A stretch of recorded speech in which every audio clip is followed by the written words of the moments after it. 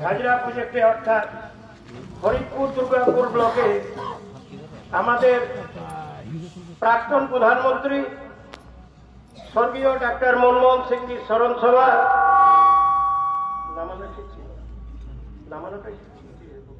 এই স্মরণ সভা কলিয়ারি মজদুর ইউনিয়নের পক্ষ থেকে অর্গানাইজ করা হয়েছে। এখানে ব্লক কংগ্রেস নেতৃত্বরা উপস্থিত রয়েছেন,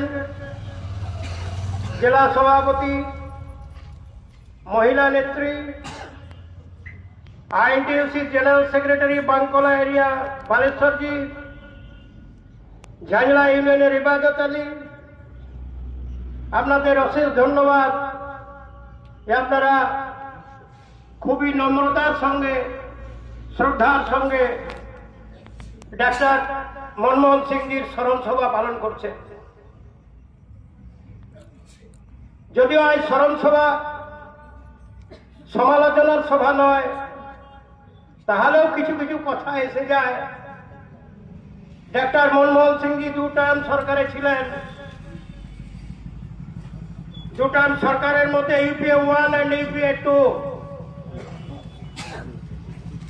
কিছু সমালোচনা তো আসতেই হয়, যদিও এটা কাম্য নয়।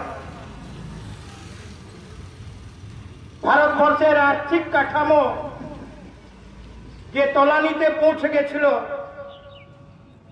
যখনই রাষ্ট্র বিপদে পড়ে কংগ্রেস হয়তো দূরে সরে থাকে, পরক্ষণে ভারতবর্ষের মানুষ কংগ্রেসকে জিতিয়ে নিয়ে আসে সেই দুরবস্থা দূর করার জন্য।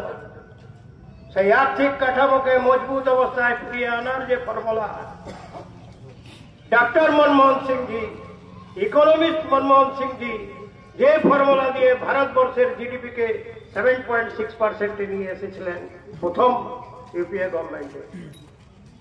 উনি বলেছিলেন আমার প্রতিবেশী রাষ্ট্র চীন। উনি বলেছিলেন আমার মায়ের পেট থেকে বেরিয়েছে পাকিস্তান।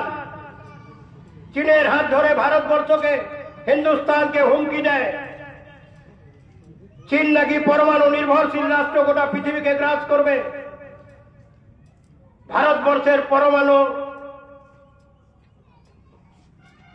টেস্ট হয়েছিল 1974-এ। এখানে অনেক পুরনো লোক আছেন, মুখার্জিদা রয়েছেন, বালেশ্বরজি রয়েছেন। সেদিন ইন্দিরা গান্ধী টেস্ট করে বলেছিলেন বুদ্ধ লাফিং।